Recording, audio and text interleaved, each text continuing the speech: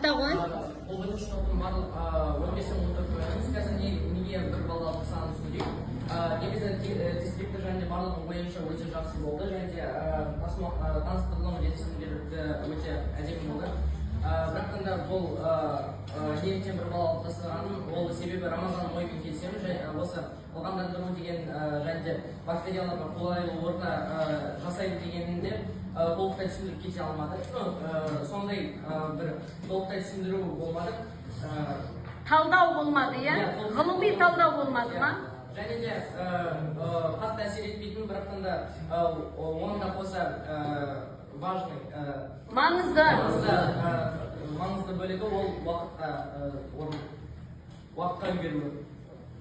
Жақсы, рахмет. Ал бағалаушыларға сұрақтарың бар ма?